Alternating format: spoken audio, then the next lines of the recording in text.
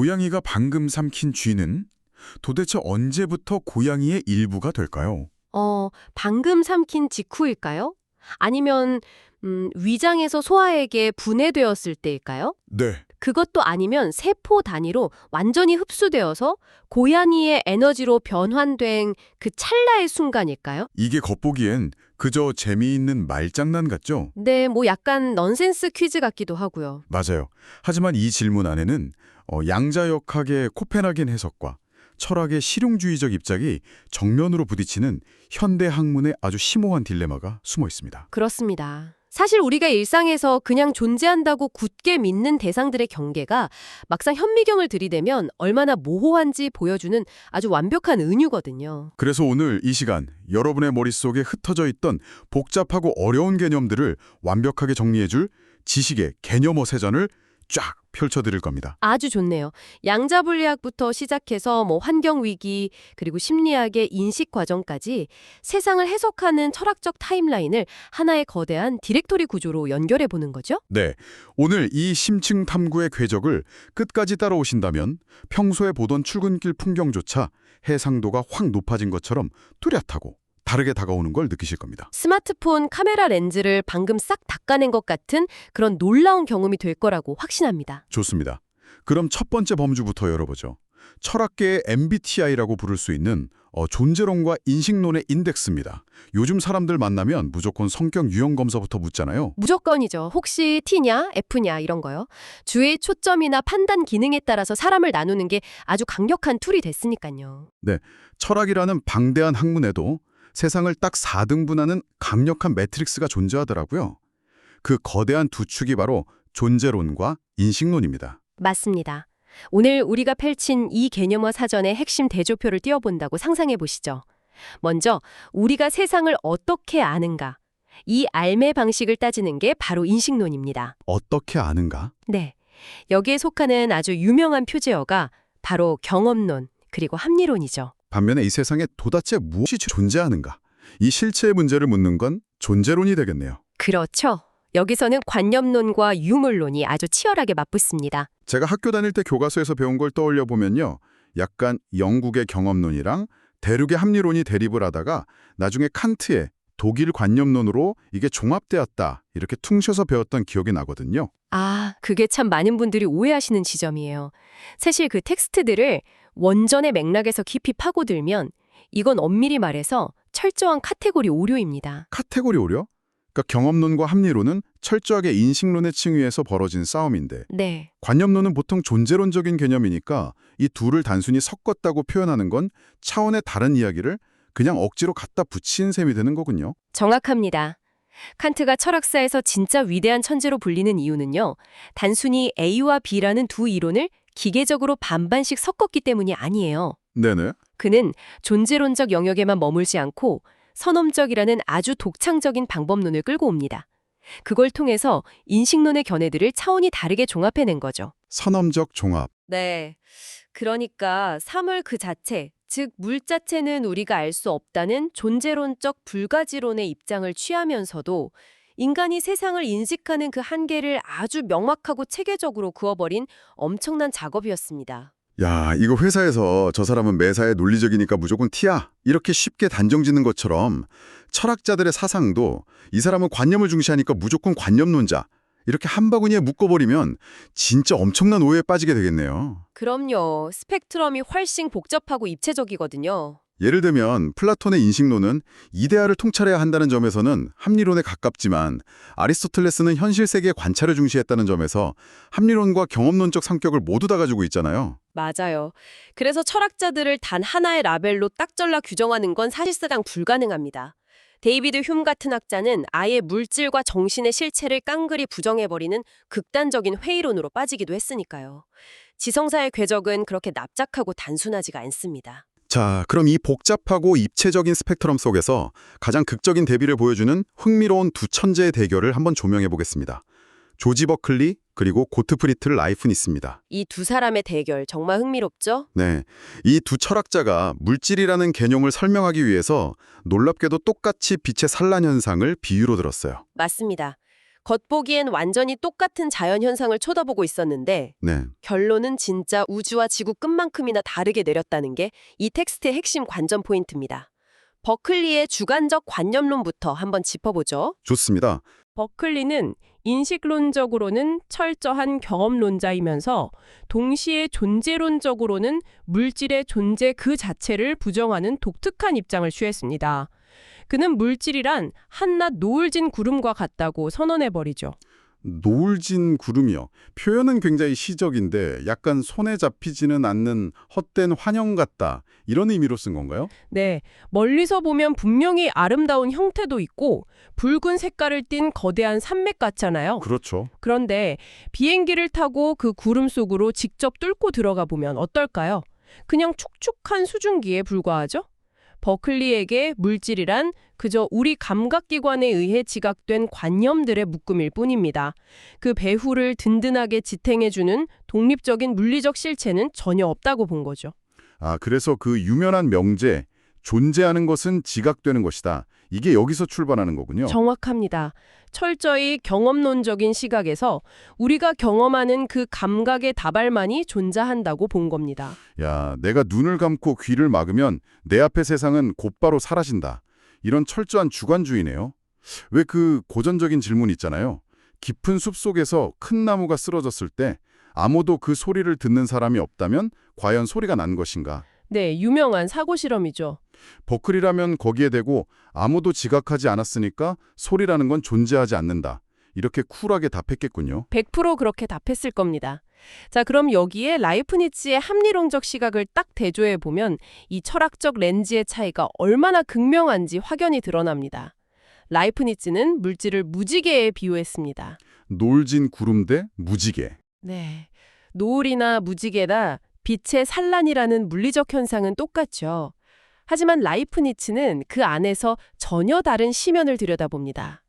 무지개는 단순히 개인의 머릿속에만 존재하는 환상이 아니라 대기 중에 수많은 물방울들이 빛과 상호작용하면서 만들어내는 아주 정교한 질서라는 거예요. 아, 그러니까 무지개는 내가 아무리 손을 뻗어서 만지라고 해도 만질 수는 없지만 그렇다고 완벽한 허구의 환상도 아니라는 거군요. 그렇죠. 어떤 수학적인 광학의 법칙과 우주의 질서가 만들어낸 분명한 결과물이다. 맞습니다.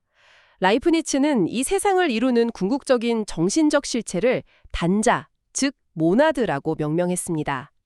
그에게 우리가 보는 이 물질 세계는 버클리의 말처럼 단순히 허망하게 흩어지는 구름이 아니에요. 네. 이 정신적 단자들이 이루는 완벽하고 수학적인 질서, 조화에 의해 정초된 현상인 거죠.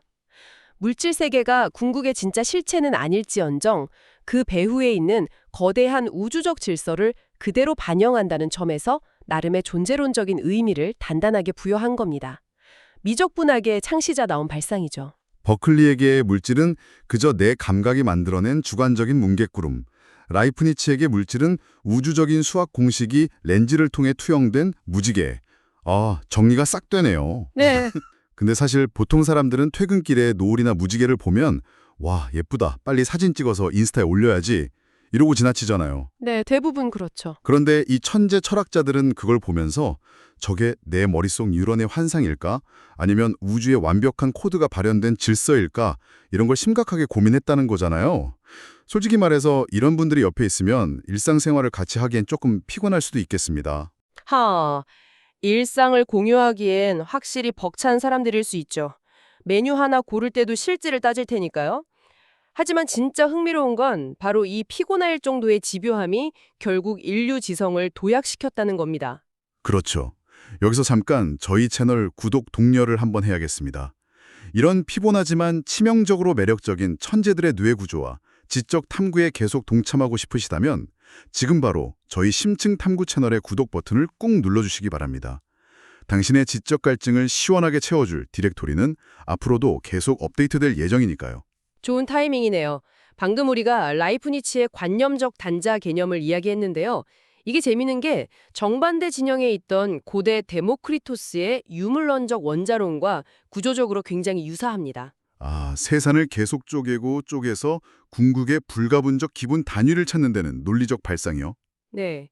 유물론이든 관념론이든 본질을 파고드는 그 방법론적 궤도는 동일하게 달렸던 셈이죠.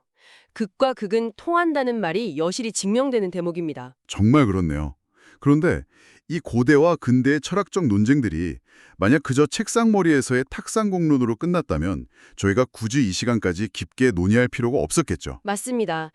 이제 이 플라톤과 아리스토텔레스 시대부터 끈질기게 이어져 온 존재론적 고민이 가장 현대적이고 첨단 과학의 상징인 양자역학의 해석 논쟁으로 도대체 어떻게 직결되는지 그 연결고리를 쫓아가 보겠습니다. 아주 중요한 파트입니다.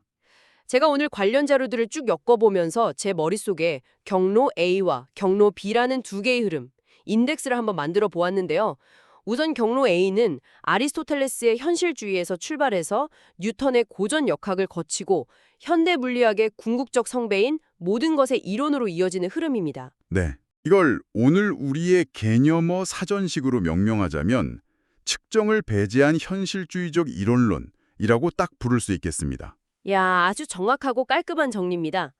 측정을 배제했다는 건 인간이 현미경으로 들여다보든 망원경으로 관찰하든 상관없이 우주는 그 자체의 독립적인 물리 법칙대로 아주 차갑고 무심하게 돌아간다는 굳건한 실제론적 탐구를 말하죠. 아인슈타인이 양자역학의 확률론을 강하게 비판하면서 했던 아주 유명한 말이 있잖아요.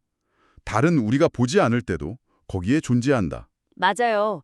그 일갈이 바로 경로 A의 입장을 완벽하게 대변해줍니다. 하지만 현대과학이 분자와 원자를 넘어 미시세계로 진입하면서 전혀 다른 계적인 경로 B가 급부상하게 되죠. 네, 바로 경로 B가 플라톤의 이데아론에서 시작합니다.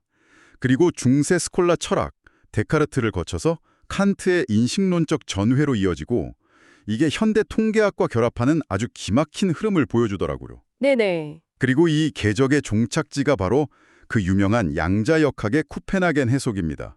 이걸 앞선 개념과 대조해서 측정을 포함한 관념론적 이원론이라고 정리해 볼 수 있겠죠. 논문들 사이의 숨은 행간을 정말 예리하게 짚어내셨네요. 플라톤이 말한 보이지 않는 완벽한 이데아, 그리고 불완전하게 복제된 현실의 물질이라는 이원론적 관념. 이게 수천 년 뒤에 현대 통계학에서 눈에 보이지 않는 진실인 모수와 우리가 한정적으로 추출해낸 표본의 관계로 구조적으로 딱 이어집니다. 와, 그 철학적 구조가 과학과 수학으로 옷을 갈아입은 거네요. 그렇죠. 그리고 이 구조가 코펜하겐 해석으로 넘어가면 아주 폭발적인 과학적 명제로 변모합니다. 관측하기 전에는 우주의 모든 상태가 여러 가능성의 확률 파동으로 겹쳐서 존재하다가 네. 관찰자가 그것을 측정하는 바로 그 순간 단 하나의 입자적 상태로 붕괴하며 확정된다는 언어 체계가 정립된 거죠. 그러니까 우리가 쳐다보는 바로 그 순간에 우주의 운명이 결정된다는 거잖아요. 내가 눈을 감으면 저 하늘의 달이 확률의 파동으로 스르륵 흩어지고 눈을 딱 떼면 달이라는 단단한 덩어리로 뭉친다는 건데 네, 직관적으로는 받아들이기 힘들죠. 아인슈타인 같은 경로 A의 뼈대 굵은 실체론자들이 이 해석을 들으면 귀함하고 싫어할 수밖에 없었겠어요. 당연합니다. 그래서 스티븐 호킹이나 노벨 물리학상을 받은 프랭크 윌책 같은 수많은 거장들도 이 관찰자의 측정이라는 인간 중심적이고 좀 애매한 개념의 물리학의 근간을 의존하는 코펜하겐 해석에 깊은 회의감을 느꼈습니다. 그래서 대안이 나온 거군요. 네, 그래서 우주의 모든 가능성이 파동 함수의 분계 없이 그냥 끊임없이 여러 갈래의 평행 우주로 분기해 나간다는 다세계 해석을 훨씬 선호하는 경향을 보이기도 하죠. 요즘 SF 영화나 마블 영화에 단골로 등장하는 그 무한한 멀티버스가 단순한 할리우드의 상상력이 아니라 바로 이 다세계 해석이라는 엄밀한 양자역학적 대안에서 출발한 거군요. 맞습니다. 게다가 최근 물리학 저널들을 꼼꼼히 보면요. 여기서 한 발 더 나아간 해석도 있습니다. 아예 관찰자 개인의 주관적이고 확률적인 믿음이 업데이트됨에 따라서 파동 함수 자체가 달라진다는 큐비즘, 즉 양자 베이지주의 해석까지 학계의 뜨거운 주목을 받고 있어요. 주관적 믿음에 따라 파동함수가 달라진다. 네, 물리적 실체라는 게 결국 나의 주관적 정보에 불과하다는 점에서 아까 다뤘던 버클리의 주관적 관념론이 첨단 양자역학의 옷을 입고 21세기에 화려하게 부활한 것 같은 느낌마저 주는 대목입니다. 야, 이쯤 되니까 머리가 진짜 아득해집니다. 다세계 해석이냐, 코펜하겐이냐, 아니면 큐비즘이냐. 그럼 이 복잡한 물리학의 전쟁터에서 다시 우리 방송 오프닝의 질문으로 돌아가 보죠. 고양이와 쥐 이야기죠? 고양이가 방금 삼킨 쥐는 도대체 언제부터 고양이인가? 여기서 등장하는 개념이 바로 FAP, 즉 실용주의적 입장인 거죠. 네. 학자들은 관찰의 순간이 언제냐, 파동함수가 정확히 언제 무너지냐 하면서 서로 핏대를 세우며 싸우잖아요. 하지만 현장의 실험 물리학자들이나 실용주의적 입장, 즉 이 FAP 관점에서는 이 철학적 논쟁을 아주 시원하게 일축해버립니다. 뭐라고 일축하나요? 그 철학적 구별이 실생활이나 우리 실험실에 거대한 입자가속기를 돌리는데 무슨 큰 실익이 있냐는 거죠. 실용적인 목적에서 그 미세한 존재론적 차이는 완벽하게 무의미하다, 이렇게 선을 긋는 겁니다. 이야, 쥐는 이미 먹혔고 고양이는 지금 배가 부르다. 입자가 언제 확정되는지 철학적으로 따지지 말고 당장 레이저나 쏘자 이런 거네요. 하하, 아주 정확한 요약입니다. 복잡한 철학적 딜레마에 꼬인 매듭을 알렉산더의 검처럼 단칼에 끊어버리는 실용주의의 일침이 아주 통쾌합니다. 그런데 이 코펜하겐 해석이나 데카르트 철학의 공통점을 가만히 뜯어보니까요. 네. 결국 관찰하는 주체인 나와 관찰당하는 객체인 대상을 아주 철저하게 분리했다는 거네요. 아, 정말 예리한 통찰이십니다. 바로 그 주체와 객체를 날카롭게 분리하는 강력한 이원론적 사고방식. 이게 근대 과학과 문명 발전에 엄청난 기여를 한 건 부정할 수 없는 사실입니다. 효율적이니까요. 하지만 동시에 우리가 현재 21세기에 직면한 가장 거대하고 심각한 현실적 위기를 낳고만 원흉이기도 하죠. 바로 환경 문제입니다. 환경위기. 네, 이번에 검토한 환경철학 관련 아티클들을 보면 그 비극적 기원이 명확하게 드러납니다. 데카르트는 자연을 영혼이 전혀 없는 단순한 물질적 연장으로 깎아내렸습니다. 기계로 본 거죠. 아, 동물도 기계처럼 봤으니까요? 그렇죠. 게다가 칸트는 여기서 한술 더 뜹니다.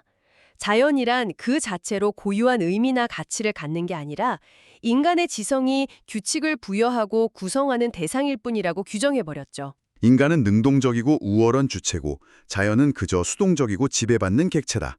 이 오만한 이원론적 세계관이 근대 산업혁명에 펄펄 끓는 연료가 되고 인본주의를 굳건히 세우는 데는 1등 공신이었겠지만요. 네네. 결국 자연을 인간 마음대로 정복하고 파괴하고 훼손해도 전혀 죄책감을 느낄 필요 없는 무한한 자재창고로 전락시켜버린 셈이네요. 맞습니다. 이성의 눈부신 생리가 곧 자연에 대한 잔혹한 억압의 기원이 되어버린 거죠. 철학사상 가장 뼈아픈 이성의 이율배반적 딜레마에 빠져버린 겁니다. 딜레마. 인간이 세계를 완벽하게 관찰하고 통제할 수 있다는 실제론적 오만함이 거대한 부메랑이 되어 날아와서 기후위기라는 무시무시한 형태로 지금 우리 목을 조르고 있는 겁니다. 그렇다면 이 지독한 난제를 도대체 어떻게 해결해야 할까요? 급진적인 환경운동가들의 구호처럼 다시 원시시대로 돌아가서 불 피우고 살 수도 없는 노릇이잖아요. 불가능하죠. 여기서 오늘의 중요한 해결책이자 새로운 철학적 표제어, 헤겔의 객관적 관념론이 등장합니다. 환경철학 에세이에서 헤겔을 생태주의적 관점으로 재해석한 부분이 아주 신선하고 인상적이더라고요. 헤겔의 아이디어는 참으로 스케일이 대담했습니다. 그는 이성의 지위를 우리 인간의 두개골 안에 갇힌 작은 뇌세포의 활동 수준에서 우주적인 차원으로 역사를 관통하는 절대적 섭리로 뻥튀겨버렸습니다. 이성을 우주적 스케일로 치웠다. 네, 헤겔의 객관적 관념론에 따르면 저기 창밖의 거대한 산, 그리고 흘러가는 강, 즉 물리적 자연은 단순한 자재 창고가 아닙니다. 사물의 형태로 외화된 이성 그 자체입니다. 자연이 곧 이성이다. 그렇죠. 그리고 우리 인간은 그 우주적 이성이 스스로를 깨닫고 반성하는 의식의 형태를 띤 이성일 뿐이죠. 와, 이 관점을 도입하니까 자연과 인간을 지배하는 주체와 지배받는 객체, 그 폭력적인 가불관계로 보는 게 전혀 아니게 되네요. 그렇습니다. 자연과 인간은 대립하거나 착취하는 이원론적 위계 구조가 아니에요. 동일한 절대 이성이라는 하나의 거대한 뿌리에서 뻗어나온 동근원적 위상을 가집니다. 동근원적 위상. 이것이 바로 인간 주체의 지적 존엄성을 전혀 훼손하지 않으면서도 무분별한 생태계 파괴에 철학적인 강력한 브레이크를 걸어줄 수 있는 아주 훌륭한 사상적 백신인 셈입니다. 정말 압도적이고 아름다운 개념입니다. 우리가 숲과 바다를 아끼고 보호해야 하는 이유가 단순히 지구가 아파요, 북극곰이 살 곳이 없어서 불쌍해요, 이런 시혜적인 태도가 아니라는 거잖아요. 네, 절대 아니죠. 자연이 곧 또 다른 형태의 나 자신이자 우주적 이성의 발현이기 때문이라는 거니까요. 자, 이렇게 거대한 우주와 자연의 스케일을 밖에서 살펴봤으니 이제 이 모든 것을 인식하는 가장 은밀하고 사적인 장소, 바로 당신의 두개골 안쪽으로 렌즈를 돌려보겠습니다. 아주 흥미로운 파트죠. 제가 이번 인지심리학 저널을 보면서 제일 소름 돋았던 부분이 여긴데요. 외부의 자극이 우리의 어떤 생각, 인지가 되기까지 우리 뇌는 아주 흥미롭고 정교한 연쇄 반응의 피라미드를 거치더라고요. 우리가 세상을 받아들이는 이 4단계 과정을 오늘의 마지막 디렉토리로 정리해볼까요? 제일 먼저 일어나는 1단계, 신호부터 시작해보죠. 네, 이 인지의 피라미드 가장 밑바닥에 깔려있는 1단계 신호. 이건 내 몸 밖에서 일어나는 순수한 물리적 자극 그 자체를 말합니다. 빛의 광자가 부딪히거나 공기 분자가 진동하거나 화학물질의 분자 구조가 떠다니는 것들이죠. 방금 전 여러분의 스마트폰에서 징 하고 울린 카톡 알림음의 물리적인 소리 파동, 그 진동 자체가 바로 1단계 신호군요. 그럼 이게 2단계 감각으로 넘어가면서 비로소 우리 몸과 쾅 충돌하게 되잖아요. 맞습니다. 외부의 그 차가운 물리적 신호가 당신의 고막을 탕 때리거나 망막의 시신경에 닿아서 생화학적이고 신경학적인 전기 신호로 찌릿하고 바뀌는 생물학적 순간입니다. 네. 하지만 아직 뇌가 이 전기 신호의 의미를 해독하기 전이에요. 그저 고막이 떨렸을 뿐, 이게 도대체 무슨 소리인지는 전혀 모르는 맹목적인 생명 반응의 상태인 겁니다. 아, 그래서 3단계 지각이 개입하는 거군요. 뇌가 그 무수한 전기 신호들의 패턴을 쫙 분석하고 조직화해서 이건 길거리의 시끄러운 소음이 아니라 스마트폰 알람 소리구나 라고 의미 있는 대상, 즉 지각체를 만들어내는 심리적 단계 말이죠. 완벽하게 이해하셨습니다.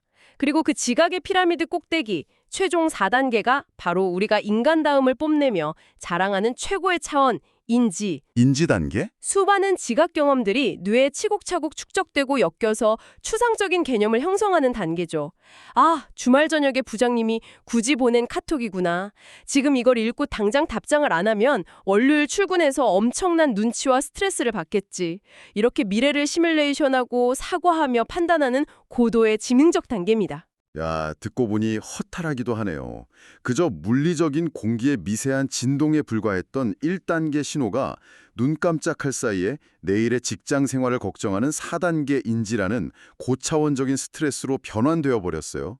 인간의 뇌라는 건 정말 우주에서 가장 경이로우면서도 동시에 스스로를 가장 피곤하게 갉아먹는 기계 같습니다. 하하, 맞습니다. 이렇게 쭉 따라오고 보니 오늘 다룬 모든 텍스트가 거대한 하나로 깨어지죠. 네, 쫙 연결되네요. 오늘 우리는 플라톤과 버클리에서 시작된 존재론과 인식론의 치열한 고민이 어떻게 양자역학의 코펜하겐 해석 논쟁으로 이어졌는지 그 거대한 지식의 궤적을 함께 쫓았습니다. 네. 또한 데카르트의 이원론이 초래한 현대의 치명적인 환경 위기를 헤겔의 객관적 관념론이 어떻게 생태학적으로 치유할 수 있는지 통찰했고요.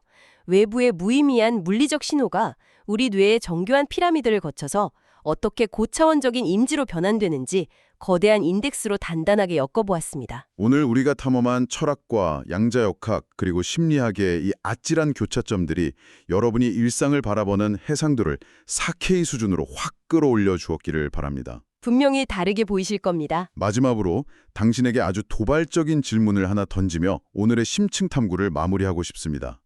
방금 살펴본 심리학의 피라미드에 따르면 당신이 매일매일 겪는 분노, 사랑, 불안 같은 고차원적인 인지는 결국 신경계의 생화학적인 감각과 뇌의 해석인 지각이라는 불완전한 밑동에 아슬아슬하게 뿌리를 두고 있습니다. 네. 그런데 만약 철학자 버클리의 서늘한 경고처럼 당신이 굳게 믿고 있는 그 지각된 관념들이 사실은 실체 없는 노을진 구름 같은 환상의 묶음에 불과하다면 어떨까요? 상상만 해도 아찔하네요. 지금 당신이 도저히 피할 수 없는 현실이라고 굳게 믿으며 밤잠을 설치고 스트레스 받는 그 직장 상사의 카톡, 은행 잔고, 인간관계의 수많은 파편들 중 과연 어디까지가 진짜 존재하는 단단한 실제이고 어디까지가 그저 당신의 피곤한 뇌가 빚어낸 라이프니츠의 무지개일까요? 오늘 하루 당신의 눈앞에 당연하다는 듯 펼쳐진 이 세 개의 픽셀들을 다시 한번 날카롭게 의심해 보시기 바랍니다.